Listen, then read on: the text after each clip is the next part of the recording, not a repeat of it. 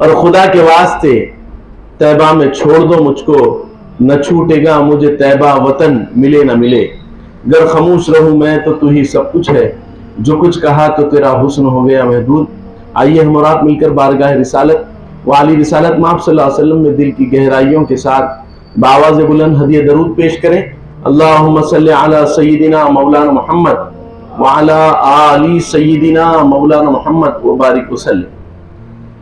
درود پاک کی بے شمار فضیلتیں بارہا آپ حضرات کے گوش گزار کی جاتی ہیں کہ جو کوئی کثرت سے نبی پاک علیہ السلام کی بارگاہ بے کس پناہ میں ہدیہ درود پیش کرتا ہے، رب تعالیٰ اس سے راضی بھی ہوتے ہیں اور اپنے انعاموں سے اسے سرفراز فرماتے ہیں، اور پھر اس کی دنیا بھی بہتر ہو جاتی ہے اور آخرت بھی بہتر ہو جاتی ہے۔ اور رسول پاک علیہ السلام نے ارشاد فرمایا جو کثرت سے درود پڑھتے ہیں کل بروز محشر میرے ساتھ ایسا رہے گا۔ تو کثرت سے درود پاک پڑھنا چاہیے۔ اور یہ مہینہ کیونکہ نبی پاک علیہ السلام نے فرمایا رجب اللہ کا مہینہ ہے، شعبان میرا مہینہ ہے، اور رمضان میری امت کا مہینہ ہے۔ اللہ اکبر اللہ۔ تو اس میں کثرت سے ہم کو درود پاک پڑھنا ہے، اس مہینے میں ہم کو ویسے بھی کثرت سے درود پاک پڑھنا ہے، لہذا بآواز بلند پڑھیں اللہم صلی علی سیدنا مولانا محمد وعلی آل سیدنا مولانا محمد وبارک وسلم۔ ابھی جس آیہ کریمہ کی تلاوت کا شرف حاصل ہوا، واضح طور پر رب تعالیٰ اپنے پاک کلام میں ارشاد فرماتا ہے دوڑو اللہ کی جانب۔ یہ اللہ کی طرف دوڑنا کیا ہے؟ ہم کو اللہ سے وابستگی اور وارفتگی بڑھانی ہے تو نبی پاک علیہ السلام سے محبت کریں اور سرکار دو عالم صلی اللہ علیہ وسلم کے طریقے پر گامزن ہو جائیں۔ جب ہم یہ کر لیں گے تو پھر ہم کامیاب و کامران ہو جائیں گے، ہم پہ عنایتوں کے فیصلے ہو جائیں گے، ہماری دنیا و آخرت دونوں کی دونوں بہتر ہو جائے گی۔ اب چونکہ دور حاضر میں برائی عام ہوتی جا رہی ہے، آج برائی کے لیے ایک زمانہ تھا برائی کے لیے جو ہے معاملات ہوا کرتے تھے، برائی اگر کرنا ہوتا، برائی اگر دیکھنا ہوتا تو بے انتہا مسائل ہوتے، مگر آج آپ کے ہاتھ میں جو ہے کر لو دنیا مٹھی میں، بلکہ برائی کا ایک آلہ دے دیا گیا ہے، ایک ریموٹ دے دیا گیا ہے، جیسے ہی آپ اس کو چالو کرتے ہیں اس کے اندر برائی شروع ہو جاتی ہے۔ تو ہم محبتوں کی باتیں تو کرتے ہیں رب تعالیٰ سے، اپنی محبتوں کا اظہار بھی کرتے ہیں، رسول اللہ صلی اللہ علیہ وسلم سے وابستگی وارفتگی کا اعلان بھی کرتے ہیں، مگر ہم برائیوں میں ڈوب چکے ہیں۔ بالخصوص نوجوان طبقہ آج برائیوں کے اندر ڈوبتا جا رہا ہے۔ آنکھوں کا زنا سمجھتے ہیں آپ لوگ، یہ آنکھوں کا زنا ہے، برے معاملات دیکھنا، کہیں پر جھانکنا، کسی کو دیکھنا، یہ بے انتہا بدترین باتیں ہیں، یہ گناہ عظیم ہے۔ کون سا گناہ ہے؟ گناہ عظیم ہے۔ ہم کسی غیر محرم کو اگر دیکھ بھی لیتے ہیں تو وہ بھی گناہ ہے، اور اگر کوئی غلط حرکت کے اندر، غلط معاملات کے اندر دیکھ لیتے ہیں تو پھر وہ گناہ کبیرہ ہوا، ایک اتفاق سے گناہ ہوا، ایک گناہ کبیرہ ہے، اور وہ گناہ کبیرہ کے اندر ہم ڈوبتے جا رہے ہیں، اور اس کی سزا جانتے ہیں کیا ہے؟ آج تو ہم دنیا میں ہے نا، آج دنیا میں آپ کیا کریں گے کوئی آپ سے سوال کرنے والا نہیں ہے۔ آپ آج لوگوں کو دیکھتے ہیں کہ وہ شراب پیتے ہیں، لوگوں کو دیکھتے ہیں کہ وہ زنا کر رہے ہیں، لوگوں کو دیکھتے ہیں کہ وہ بری عادات کے اندر مبتلا ہو گئے۔ ان کو کسی کو جواب دینا ہے کیا؟ ان کو قطعی طور پر کسی کو جواب نہیں دینا ہے، مگر ایک دن جواب کا ہے، مگر ایک دن جواب کا ہے، اور دو فرشتے آپ کے ساتھ ہمیشہ لگے ہوئے ہیں، ایک سیدھی جانب ہے، ایک بائیں جانب ہے، ایک نیکی لکھتا ہے، ایک برائی لکھتا ہے۔ آپ کیا برا کر رہے ہیں وہ جمع کرتے رہتا ہے، ایک نیکی جمع کرتے رہتا ہے۔ اللہ اکبر۔ آپ کو ڈاٹے پہ تو یقین ہے، جیسے ہمارا فون ہوتا ہے، فون کا ڈاٹا ہے، تو اس فون کے ڈاٹے پہ آپ کو یقین ہے نہیں ہے؟ یہ ہمارا جتنے معمولات ہیں، جتنا گوگل کے اندر سیف ہے، آپ کو معلوم ہے نہیں معلوم ہے؟ سب کو معلوم ہے۔ اگر فون کے اندر کوئی چیز جمع کرتے ہیں تو بولے فون گم گیا، نو ٹینشن، کیا ہے؟ بولے گوگل میں جمع ہے۔ تو بولے بعض لوگ تو یہ بولے کہ جس دن سے ہم فون لیے تھے آج تک کا پورا ڈاٹا بھی ان کے پاس موجود ہے، ہم کہاں پر گئے تھے، کیا کہاں پر بیٹھے تھے، کیا گفتگو کیے تھے، کیا کیا مناظر دیکھے تھے، ساری چیزیں اس کے اندر جمع ہے نا جمع. تو آپ کو گوگل پہ یقین ہے اور اللہ پہ یقین نہیں ہے، اللہ کی رحمت والی مخلوق فرشتوں پہ یقین نہیں ہے، وہ کیسے جمع کر کے رکھتے ہیں؟ اللہ اکبر. اللہ کا ڈاٹا کیسا ہوگا؟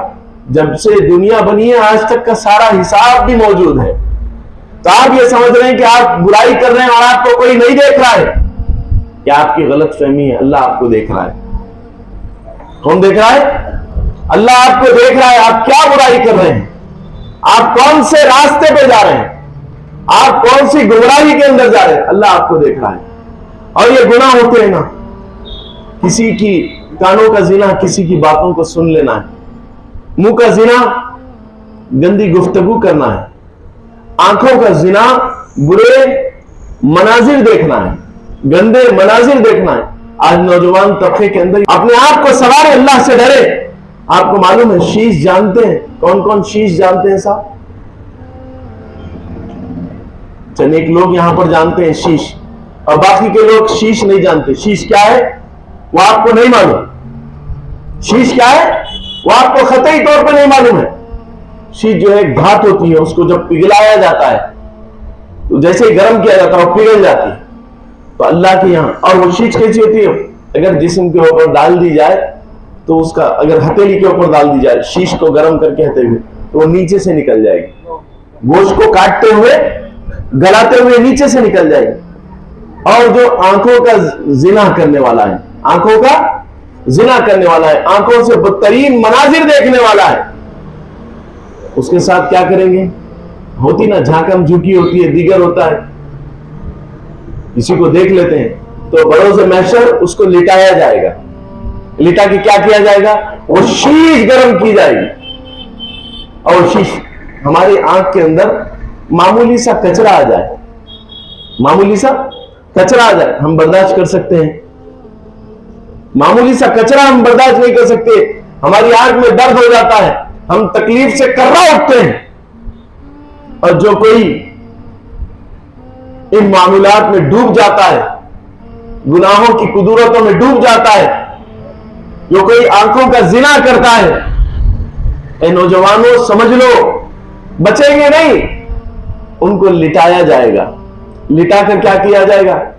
اب ہمارے پاس کی جو دنیا کی جو آگ ہے وہ جہنم کی ایک چنگاری ہے. کیا ہے؟ جہنم کی بولیے ایک چنگاری سے ساری آگ ہے. یہ سورج کے اندر جو گرمی ہے نا وہ ایک چنگاری کا ہی اثر ہے، جہنم کی ایک چنگاری. اب وہ جہنم کی آگ کیسی ہوگی جب ایک چنگاری کی یہ کیفیت ہے، تو جہنم کی آگ کیسی ہوگی؟ اب اس آگ کو، آگ کے اندر جو ہے وہ شیش پکائی جائے گی، تو جہنم کی شیش کیسی رہے گی؟ ہماری شیش کی کیفیت یہ ہے کہ ہماری آگ میں ڈال کے اس کو اگر ہاتھ پہ ڈالا جائے تو نیچے سے نکل جائے. اور وہ جہنم کی آگ جو ہوگی وہ کتنی تپش والی آگ ہوگی، اور پھر اس کی شیش، اللہ اکبر، ذرا غور کرے، وہ آنکھوں میں ڈال دی جائے گی. اللہ اللہ، کیا حال ہوگا؟ اور پھر صحابہ نے سرکار دو عالم صلی اللہ علیہ وسلم سے فرمایا، یا رسول اللہ صلی اللہ علیہ وسلم کیا ہم ہوش و حواس میں بھی رہیں گے؟ ہوتا ہے نا ہمارے ہوش و حواس، بھائی یہاں سے دنیا تبدیل کر دی تو اب ہمارے ہوش الگ ہو گئے. ہمارے نہیں.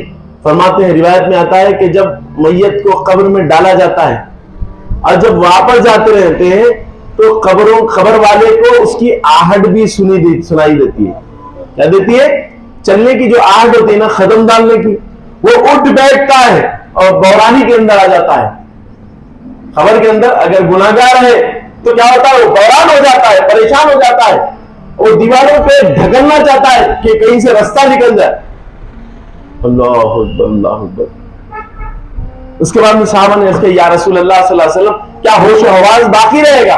آقا علیہ الصلوۃ والسلام نے ایک صحابی کا ہاتھ پکڑا، فرمایا یہ احساس تم کو ہو رہا ہے کہ میں نے تمہیں پکڑا ہے؟ فرمایا ہاں یا رسول اللہ صلی اللہ علیہ وسلم، یہ پکڑنے کا احساس مجھے ہو رہا ہے. فرماتے ہیں یہ احساس بھی قبر میں باقی رہے گا.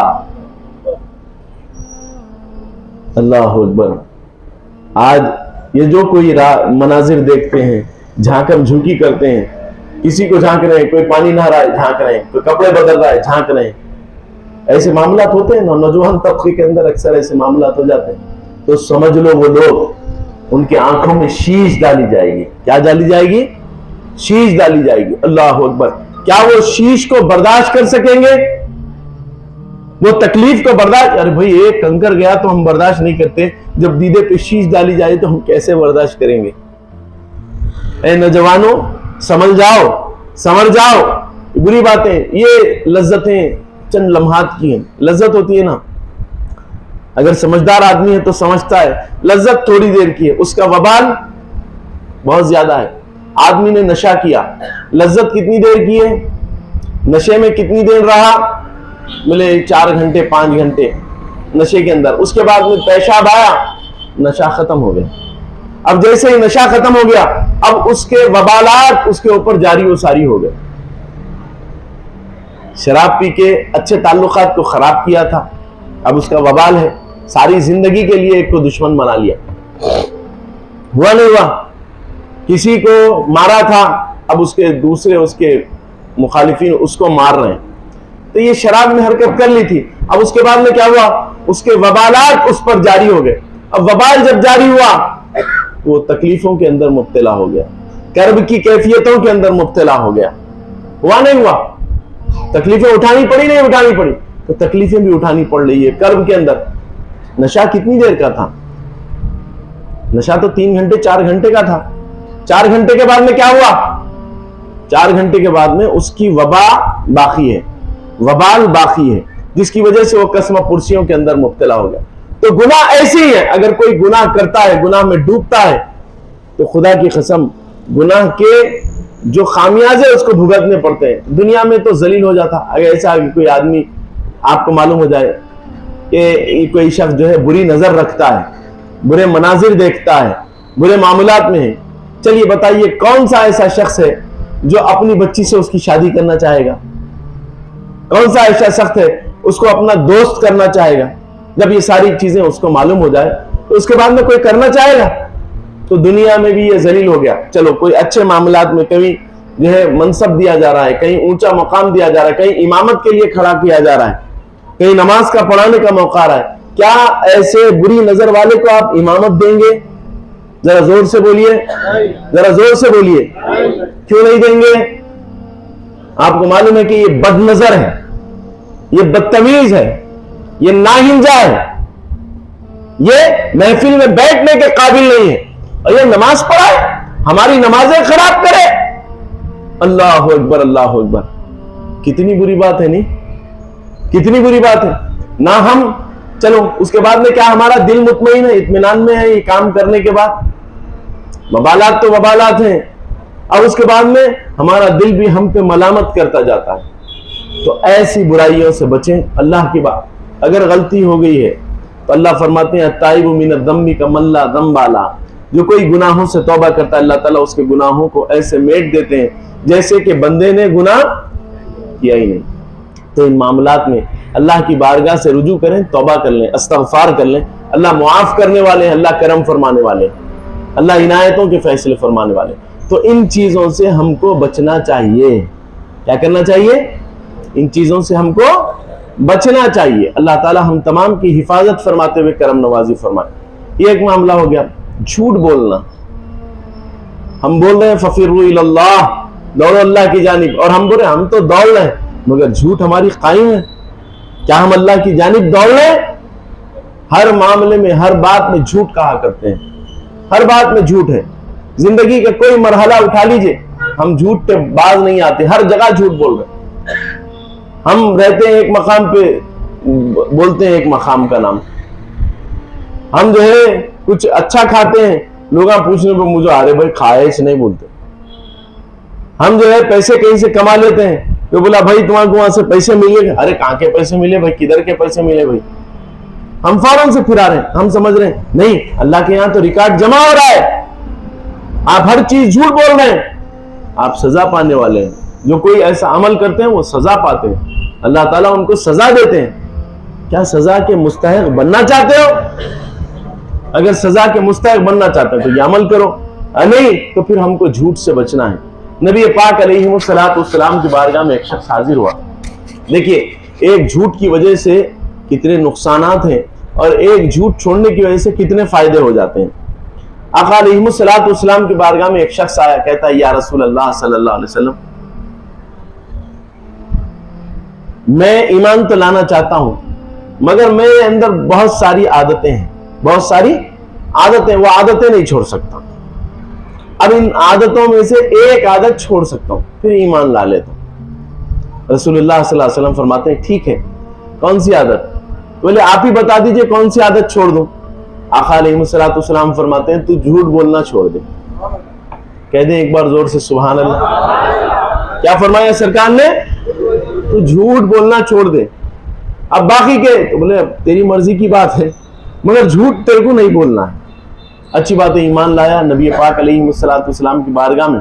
अब उसके बाद में चला गया, बोले मेरे को कुछ करना तो नहीं है, सिर्फ झूठ नहीं बोलना है, बाकी का तो सब कर सकते हैं। जैसे ही सूरज गुरूब हुआ, मगरिब बामे उरूज पर आई, तो अब ख्याल होता है चलो पहले जाके हम शराब पी लेते हैं।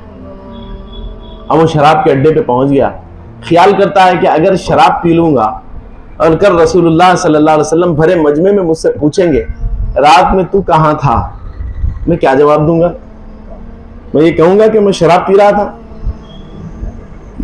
लिहाजा कहता है ठीक है चलो शराब छोड़ देंगे। अब शराब छोड़ दिया। अब वो बुरे काम के लिए जाया करता था, अय्याशी के लिए जाया करता। अब अय्याशी के लिए पहुंचा, थोड़ी और शाम जो है रात में तब्दील हुई, तो अब वो अय्याशी के अड्डे पे पहुंचा। अब अय्याशी के लिए जाना चाहता है। ख्याल होता है अगर मैं अय्याशी में डूबा रहूंगा और सरकार दो आलम सल्लल्लाहु अलैहि वसल्लम मुझसे पूछ लेंगे कल रात तू कहां था, तो मैं क्या जवाब दूंगा? अय्याशी कर रहा था, लिहाजा बड़ी शर्मिंदगी होगी, लिहाजा चलो आज अय्याशी भी नहीं करते। अब रात और दूसरा पहर रात का गुजर गया, तो ख्याल पैदा हुआ कि अब जो है, क्योंकि डकैती किया करता था हमेशा, ख्याल हुआ कि आज किसी के घर में कूदूंगा, चोरी करूंगा। घर तक पहुंच भी गया, चोरी करना चाहता था। फिर ख्याल हुआ कि रसूलुल्लाह सल्लल्लाहु अलैहि वसल्लम पूछेंगे कि कल रात तू कहां था, तो मैं ये कहूंगा कि मैं चोरी कर रहा था। अल्लाह अकबर। उसने वहां से भी जो है पलट के इरादा मनसूख करके वहां से भी आ गया। अब आने के बाद में सीधा परेशान हो गया, जाऊं तो कहां जाऊं, सुबह का वक्त हो रहा है, सुबह हो गई। तो बोले ठीक है, सामने मस्जिद नजर आई तो मस्जिद में दाखिल हो गया। अल्लाह अकबर, अल्लाह अकबर। नबी पाक अलैहिस्सलाम देखते हैं, मुस्कुराते हैं, बोले नमाज में आ गया। बोले रात में क्या क्या हुआ? बोले या रसूल अल्लाह सल्लल्लाहु अलैहि वसल्लम, एक मैंने झूठ छोड़ी थी, उसके सदक़े में सारी बुराइयों से मैंने हाथ धो दिया। अल्लाह अकबर, अल्लाह। तो देखिए एक झूठ की वजह से कितनी बुराइयों से बच गया। तो हम झूठ बोलना छोड़ दें। हम समझते हैं कि हमारी झूठ हमारा राज़िक है, हमारी झूठ हमारा राज़िक, हम समझते हैं, हम झूठ बोलते हैं हमें रिस्क मिलता है, खाना नहीं मिलता। भाई आपकी गलतफहमी है। अल्लाह ताला फरमाते हैं झूठा जो होता है उसके मुंह से ऐसी बदबू निकलेगी बरोज़ महशर के, फरमाते हैं कि अगर उससे 500 मील दूर अगर कोई शख्स रहे उधर मुंह करके वो बात करे तो उसकी बदबू वहां पर महसूस होती, झूठ बोलने वाली। अल्लाह अकबर। तो ये झूठ की आदत भी छोड़ें, खतई तौर पे झूठ ना कहें, अपनी जुबानों की हिफाजत करें। और फिर होता है गीबत। गीबत जानते हैं ना, गीबत क्या होती है? रसूलुल्लाह सल्लल्लाहु अलैहि वसल्लम के बारगाह में एक साहबी रसूल आए, फरमाया या रसूलुल्लाह सल्लल्लाहु अलैहि वसल्लम, मैंने तो गीबत नहीं की, मैंने तो खतई तौर पर गीबत नहीं की, मैं तो सिर्फ उनके हालात, सरकार दो आलम सल्लल्लाहु अलैहि वसल्लम फरमाते हैं हाँ यही तो गीबत है। फरमा उनके हालात भी सुना देना गीबत, उनके बुरे हालात भी सुना देना, ये भी गीबत है। नबी पाक अलैहिस्सलाम ने इरशाद फरमाया। तो गीबत से बचें।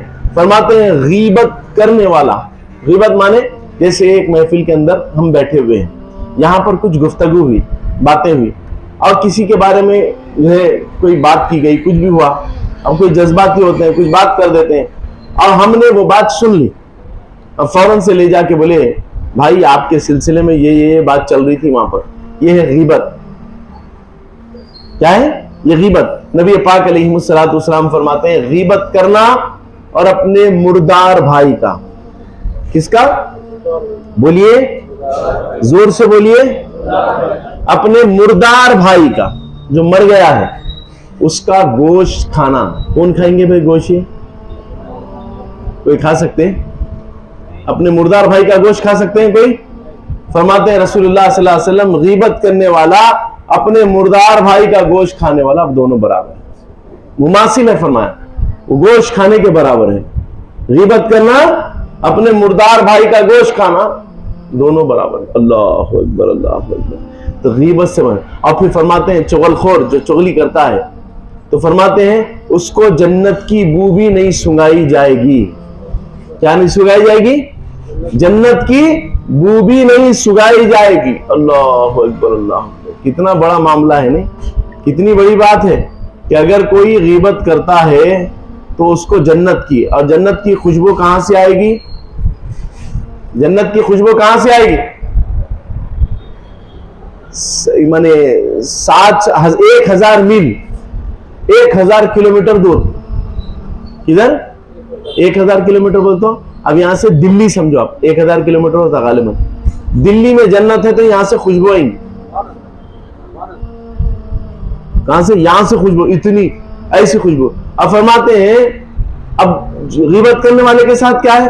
فرماتے ہیں اس کو بو بھی نہیں سنگائی جائے گی. وہ تو اب انہیں کدھر رہیں گا؟ جنت سے. اللہ اکبر اللہ. تو غیبت سے بچیں، غیبت سے بچیں. یہ بری باتیں ہیں، ان سے ہم کو بچنا چاہیے. ہم کو دوسروں کے لیے معاون و مددگار ہونا چاہیے. یہی اللہ کی طرف دوڑنا ہے، یہی اللہ کی محبت میں دوڑنا ہے. اللہ سے پیار کرنا یہی ہے. ہم سمجھتے ہیں 10 معاملات ہم جو ہے کھانے کھلا دیتے ہیں، فلاں کر دیتے، فلاں کرتے ہیں، مگر یہ عمل ہم اپنا نہیں چھوڑتے تو پھر وہ سارے کا سارا جتنا عمل کیا وہ بیکار. نمازیں پڑھتے ہیں، کوئی نماز ہماری چھوٹتی نہیں. ہم متقی ہو کے نماز پڑھ رہے ہیں، پابندی کے ساتھ نماز پڑھ رہے ہیں، اور نماز پڑھتے ہوئے ہم کیا کر رہے ہیں؟ برائی بھی کر رہے ہیں. تو بھئی تم جو برائی کر رہے ہیں، برائی کی وجہ سے تمہارے معاملات پورے کے پورے خراب ہیں. تم سمجھ رہے ہیں بچ جائیں، نہیں بچتے. تم خطرے میں ہیں، خسارے میں ہیں. اپنے آپ کو بچانا ہے تو ان تمام برائیوں سے توبہ کریں، رجوع کریں. ان تمام برائیوں سے توبہ کریں، رجوع کریں. اللہ کی بارگاہ میں اللہ کی بارگاہ میں سرزریز ہو جائیں، اس کی بارگاہ میں معافی مانگیں. مولا تعالیٰ کرم فرمائے. اور یہ مہینہ کیسا مہینہ ہے معلوم؟ آپ کر لو توبہ. یہ توبہ کا ہی مہینہ ہے. نہیں معلوم ہمارے ساتھ کیا عمل ہونے والا ہے، نہیں معلوم کب ہم پہ موت طاری ہونے والی ہے، کب ہم اللہ کے حضور حاضر ہونے والے ہیں، نہیں معلوم. اور یہ جو 15ویں شب آنے والی ہے نا، کل نہیں پرسوں، منگل کا دن الحمدللہ یہاں پر پروگرام بھی رہے گا. تو یہ جو کل نہیں پرسوں کی رات ہے نا، یہ رات آپ کا نامہ عمل اللہ کے حضور پیش کیا جائے گا. اللہ اکبر اللہ اکبر. اور پھر یہی رات فیصلے ہوں گے. فیصلے بولے تو اگر کوئی شادی نہیں کرا ہے تو اس کی شادی ہوں گی نہیں ہوں گی، آج کی رات فیصلے ہوں گے.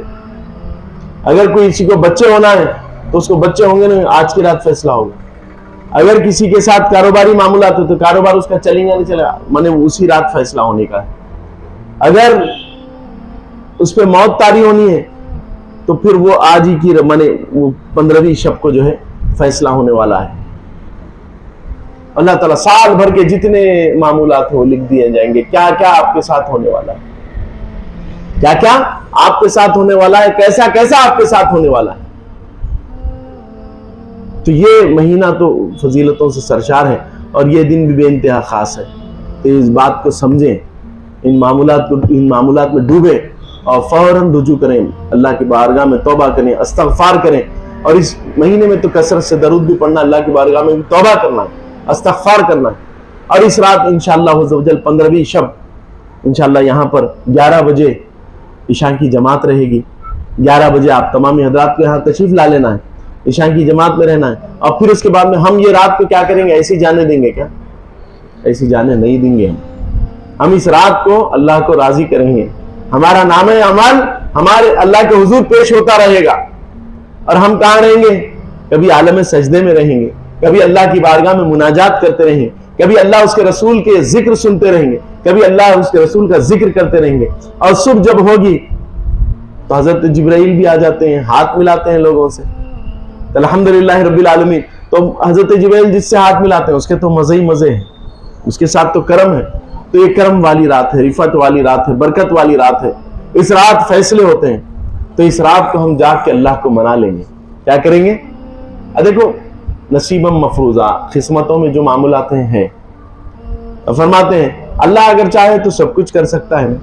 نبی پاک علیہ الصلوۃ والسلام نے ارشاد فرمایا کسی کے نصیب نہیں بدلتے، کسی کے نصیب نہیں بدلتے مگر دعا سے. فرمایا جب دعائیں کرتے ہیں تو اللہ تعالیٰ نصیب کی بھی تبدیلی فرما دیتا ہے.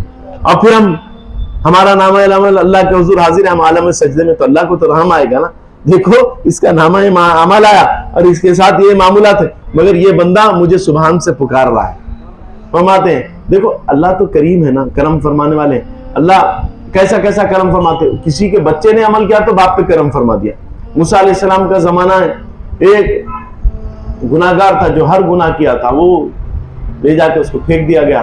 حضرت موسیٰ بھی دیکھے بڑا گناہگار تھا، اب اس کو لے کے جا کے بیوی کوئی لے کے جا کے اس کو دفن کر دیا، محلے والوں نے بھی ہاتھ نہیں لگایا.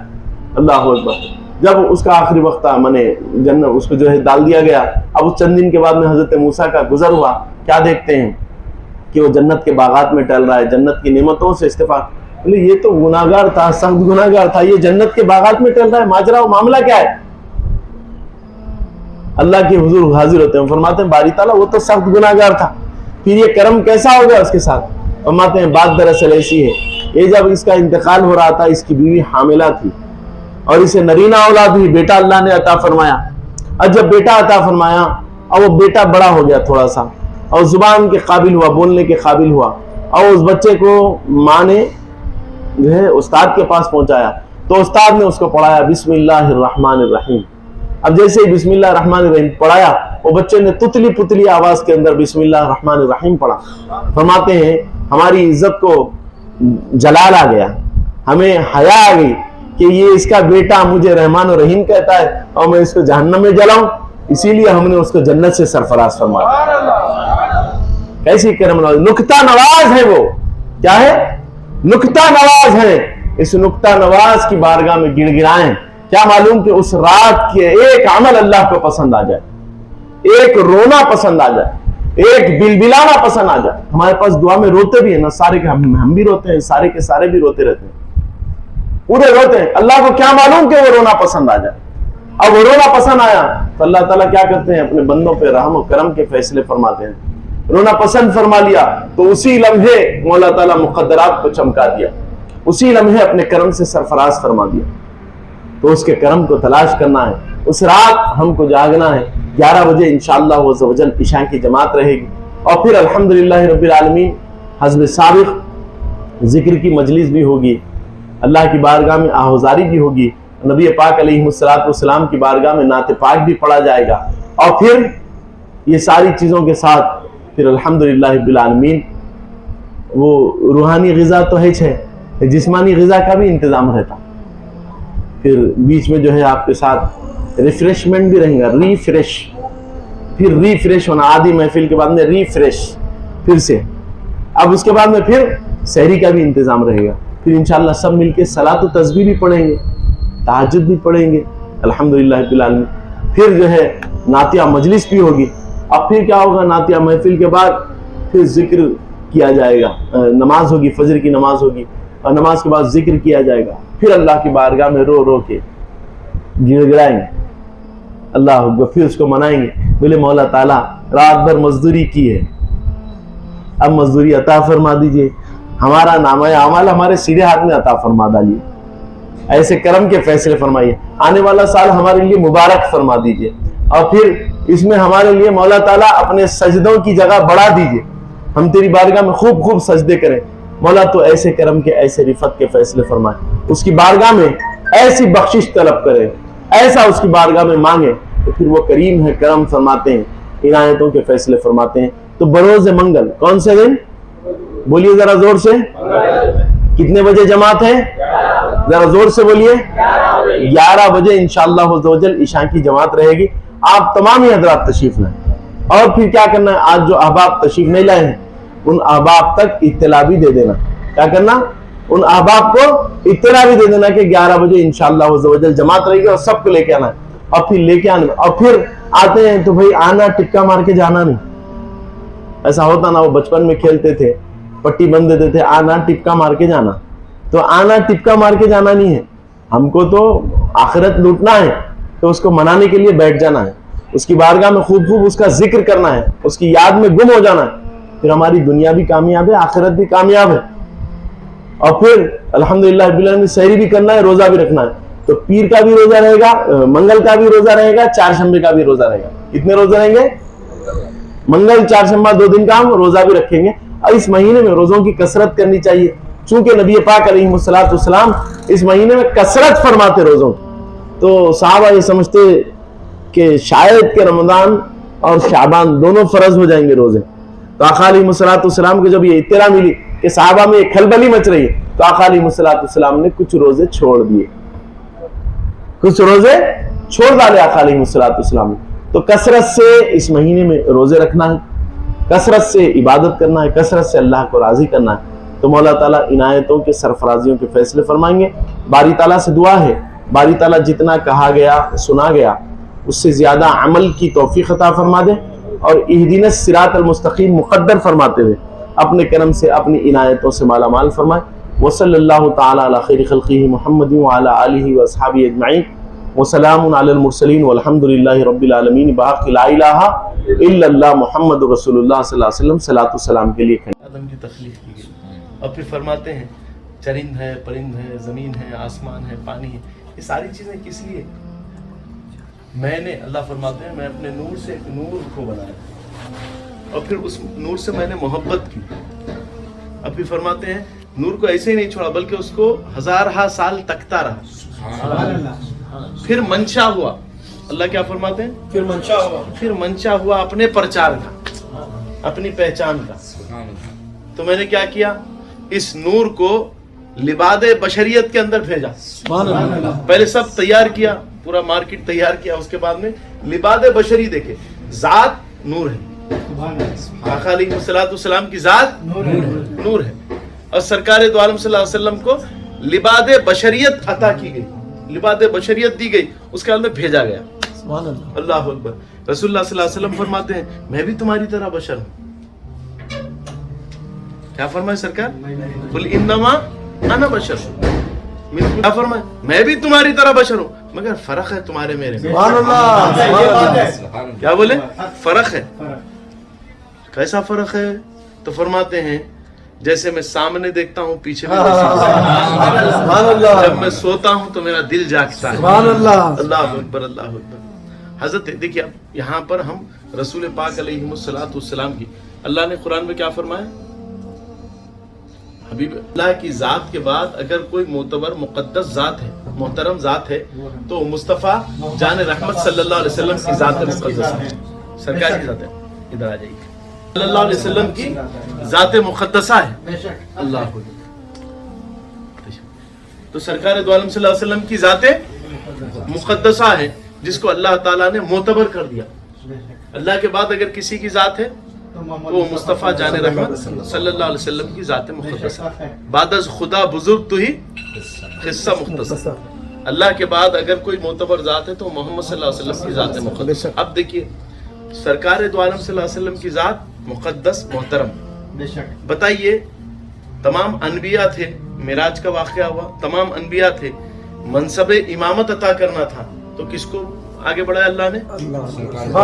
بتا دیا کہ ان میں بھی معتبر کون ہے, محترم کون ہے, محمد رسول اللہ صلی اللہ علیہ وسلم. انبیاء سے بھی بالا, تمام انبیاء کے اندر نبی پاک علیہ السلام کو یہ اعزاز حاصل. اب پھر فرشتوں کی جہاں تک بات آئی, نورانی مخلوق کی بات آئی, تو جبرائیل کو خادم بنا کے بتا دیے. جب معراج کا سفر ہوا تو بولے جبرائیل ہمارے حبیب کو آواز بھی نہیں دینا, ہاتھ بھی نہیں لگانا. تو پھر بولے تیرے کافوری آنکھ, تیری کافوری ہونٹ, وہ مس کر دینا, میرے حبیب اٹھ جائیں گے. تو محترم کون ہوئے؟ نبی پاک علیہ السلام کی ذات مقدسہ محترم و معتبر ہوگی. ساری جو اللہ نے کر دیا. تمام جتنے مخلوقات ہیں ان سب میں فضیلت ماپ کون ہے؟ محمد رسول اللہ صلی اللہ علیہ وسلم. اب دیکھیے, اب یہاں پر حضرت, اب دید کی بات, اب یہاں پر بولتے ہیں سرکار دو عالم صلی اللہ علیہ وسلم کی بصارت پہ لوگ بات کرتے ہیں. کس پہ بات کرتے ہیں؟ بصارت پہ بات کرتے. تو یہ بتائیے اسرائیل کی بصارت بڑھ کے ہے, نبی پاک کی بصارت بڑھ کے ہے؟ رسول اللہ صلی اللہ علیہ وسلم کی بارگاہ میں حضرت اسرائیل بیٹھے ہوئے ہیں. فرماتے ہیں اسرائیل آپ روحیں کیسے قبض کرتے ہیں؟ تو فرماتے ہیں یا رسول اللہ صلی اللہ علیہ وسلم دنیا میرے واسطے دسترخوان کی طرح ہے. فرمائے کیا فرمائے؟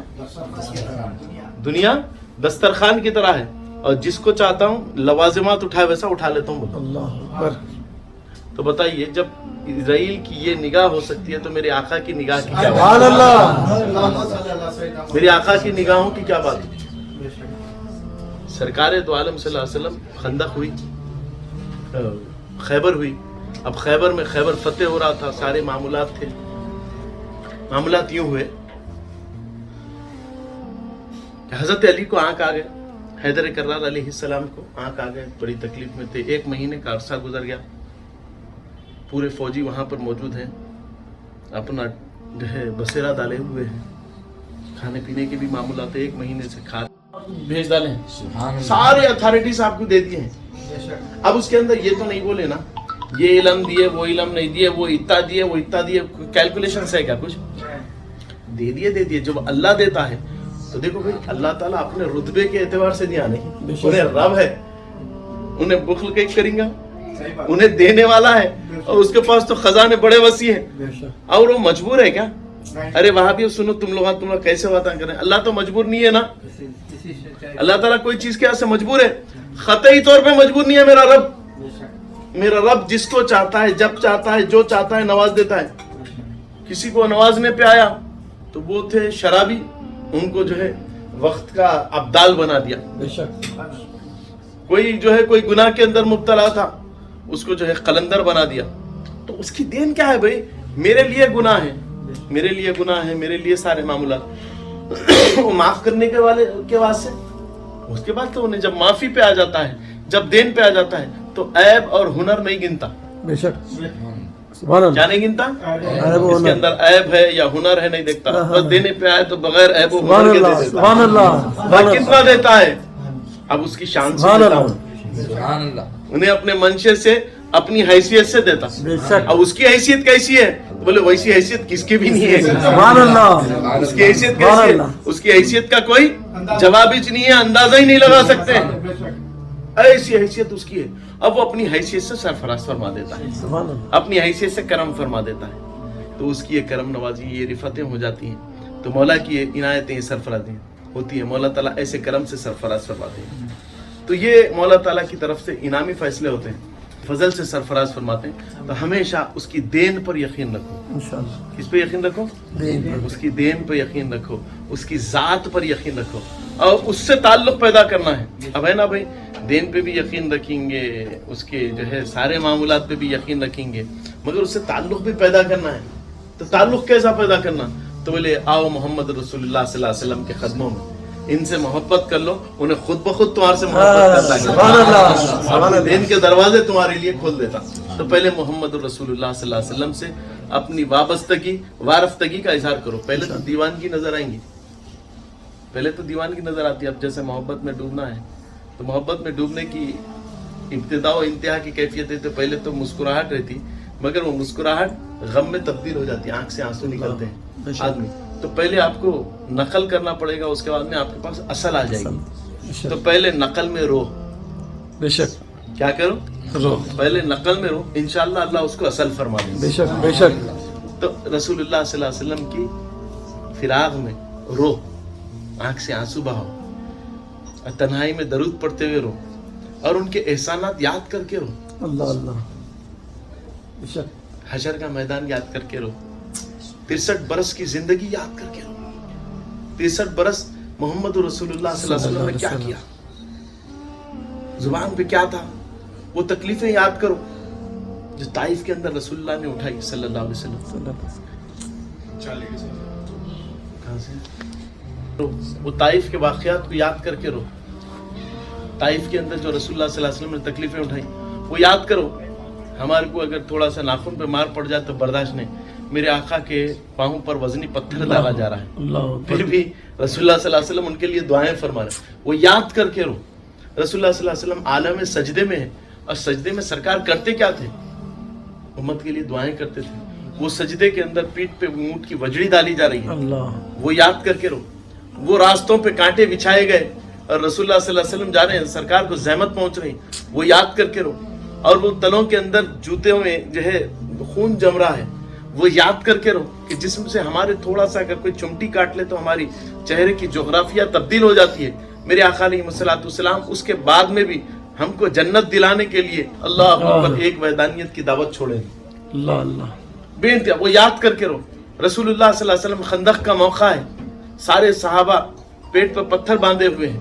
नबी पाक अलैहिस्सलाम की बारगाह में एक सहाबी रसूल आते हैं, फरमाते हैं या रसूलुल्लाह सल्लल्लाहु अलैहि वसल्लम भूख लगी है, बर्दाश्त नहीं, पत्थर बांध लो। कहा या रसूलुल्लाह मैंने एक पत्थर बांध लिया है। फरमाते हैं दूसरा पत्थर बांध लो। फिर दूसरा पत्थर बांधते हैं, फरमाते हैं या रसूलुल्लाह अब बर्दाश्त नहीं है। फरमाते हैं तीसरा पत्थर बांध लो। जब तीसरा पत्थर बांध लिया, बोले या रसूलुल्लाह सल्लल्लाहु अलैहि वसल्लम अभी भी बर्दाश्त नहीं हो रही, अब तो बेकरार हो गया हूँ भूख से। तो आका अलैहिस्सलाम अपना दामन उठा के बताते हैं सरकार के पेट पे 4 पत्थर बांधे हुए। अल्लाह अल्लाह, ये याद करके रो, ये तड़पो। ये दीन ऐसी नहीं आया, हमारे सामने तो प्लेट में हाजिर हो गया, हमारे सामने तो प्लेट में, मगर मोहम्मद रसूलुल्लाह सल्लल्लाहु अलैहि वसल्लम ने बड़ी तकलीफें उठाई इस दीन की खातिर, बड़ी तकलीफें उठाई। रात रात रोते रहे आका अलैहिस्सलाम। रसूलुल्लाह सल्लल्लाहु अलैहि वसल्लम की जात मुक़द्दसा तो मासूम है, सरकार तो मासूम है, मगर रोए किसके लिए? वो आंसुएं गिरती थी तो हजरत आयशा की नींद बेदार हो जाती थी। वो आंसुएं किसके लिए गिरे? हमारे लिए गिरे, हमारे गम में रोते, हमारी तड़प में रोते। अल्लाह ताला हम तमाम को तौफीक अता फरमाए। आमीन आमीन। और आका अलैहिस्सलाम की सच्ची पक्की बेरिया मोहब्बत से हम तमाम के सीनों को मुनव्वर फरमा दे। आमीन। और जो लोग ये दीन की कदर करते हैं और दीन की खिदमत करते हैं, काबिल मुबारकबाद हैं वो लोग। ये जैसा जमना है ना, ये जमने के पीछे ऐसे नहीं जम जाते, ये जमने के पीछे एक ऑर्गेनाइजिंग करना पड़ता है, एक प्रोग्राम चलाना पड़ता है, एक मामूलात चलाना पड़ता है। और अल्हम्दुलिल्लाह बिलान ये प्रोग्राम में हमारे मुआविनीन हैं, कई मुआविनीन हैं, रशीद खादी साहब हैं, मुआविन हैं, आते हैं, हमारे परवेज खादी साहब हैं, तो मुआविन हैं। खुदा की कसम ये आप लोगों के लिए खुश नसीबी की बात है, जितने लोग यहाँ पर हैं, खालिद खादरी हैं, ये दीगर मुराद खादी साहब अल्हम्दुलिल्लाह बिलान खिदमत अंजाम दे रहे हैं, ये पूरे खादरियाँ जितने भी हैं सारे के सारे, खुदा की कसम ये सुन लो कि रसूलुल्लाह सल्लल्लाहु अलैहि वसल्लम तुमको मुस्कुरा के देखेंगे। सुभान अल्लाह, आमीन आमीन, आमीन। हशर के दिन मुस्कुरा के देखेंगे। बोले और देखो फजीलत कैसी है कि रसूलुल्लाह सल्लल्लाहु अलैहि वसल्लम की बारगाह में साहबा अर्ज करते हैं या रसूलुल्लाह सल्लल्लाहु अलैहि वसल्लम, आका से अर्ज करा, साहबा बैठे हुए सरकार मुस्कुरा रहे हैं, मुस्कुराहट चल रही है, फरमाया या रसूलुल्लाह सल्लल्लाहु अलैहि वसल्लम। और साहबा भी बेइंतहा खुश हैं, और कौन खुश नहीं होता था सरकार को देखने के बाद। आंखें हैं पुरजमाल तुम्हें देखने के बाद, दिल का अजब है हाल तुम्हें देखने के बाद, हुस्ने अजल के सामने हर हुस्न मात है, यूसुफ का क्या सवाल तुम्हें देखने के बाद। और कदमों तलक में पहुंचा हूँ, मेराज है मेरी, खुश खुश है बाल बाल तुम्हें देखने के बाद। अल्लाह अकबर। तब वो क्या कैफियत होती थी होंगी, क्या मामूलात होते होंगे साहबा के, जो सरकार को अपने माथे की आंखों से देखते रहते। अल्लाह अकबर। तब वो साहबा अर्ज करें या रसूलुल्लाह सल्लल्लाहु अलैहि वसल्लम, हमारे माँ बाप आप पर से कुर्बान, अंदर कुर्सी ले लो बेटा, हमारे माँ बाप आप पर से कुर्बान या रसूलुल्लाह सल्लल्लाहु अलैहि वसल्लम। आखा अब वो जो आने वाले हैं उनमें हम फजीलत माफ है ना, हमारी इज्जतें बढ़ी हुई है, क्योंकि हम आपको अपनी माथे की आंखों से देख रहे हैं, तो हम तो फजीलत वाले हो गए ना या रसूलुल्लाह सल्लल्लाहु अलैहि वसल्लम। आका अलैहिस्सलाम फरमाते हैं नहीं नहीं, वो जो आने वाले हैं ना वो फजीलत वाले हैं। क्या फरमाए सरकार? आने वाले हैं, वो जो आने वाले हैं वो फजीलत है। फरमाए या रसूलुल्लाह सल्लल्लाहु अलैहि वसल्लम, माथे की आंखों से हम फजीलत वाले नहीं, वो कैसे? तो फरमाते हैं तुम सारे के सारे मुझे देख के ईमान लाए। सुभान अल्लाह, तुम कैसे ईमान लाए? मुझे देख के ईमान लाए। वो जो ईमान लाए हैं मुझे नहीं देख के तब भी ईमान लाए। सुभान अल्लाह, मुझे नहीं देख के ईमान लाए हैं, और फिर तुम मुझे देख के वजू कर रहे हो, देख के नमाज पढ़ रहे हो, देख के रोजा रख रहे हो, देख के हज कर रहे हो, देख के सदका दे रहे हो, देख के ज़कात दे रहे हो, देख के अच्छा अमल कर रहे हो। वो देखे नहीं, खाली उनके पास ये कैफियत है कि रसूलुल्लाह ने ऐसा किया है, मतलब अपनी जानें कुर्बान कर रहे हैं, अपना माल कुर्बान कर रहे हैं, और सारे के सारे बस तेरी एक दीद की खातिर आज मिलने वाले नहीं। बोले बरोज़े महशर सरकार देख लें, सरकार मुस्कुरा दें। इस बात से क्या कर रहे हैं, परवेज कादरी अपने घर से निकल के आ गए, अब्दुल रशीद कादरी आ गए, हमारे इंजीनियर साहब आ गए, हारून कादरी, खालिद कादरी साहब आ गए, मुराद कादरी साहब आ गए, आजम शर्फी साहब आ गए, यदुल्ला कादरी साहब, माने जितने कादरियान हैं यहाँ पर पूरे के पूरे पहुंच गए। کیا ہے بھائی مقصد کیا ہے تمہارا؟ تو بولے نہیں تیری ایک نگاہ کی بات، سبحان اللہ کیا بولا؟ سبحان اللہ تیری ایک نگاہ کی بات ہے، میری زندگی کا سوال ہے، سبحان اللہ تیری ایک نگاہ کی بات ہے، میری زندگی کا سوال ہے۔ اللہ تعالیٰ اس مجلس کو اپنی بارگاہ میں قبول آمین آمین فرمائے، سرفرازی فرمائے اور آمین۔ عنایتوں کے فیصلے فرمائے۔ آمین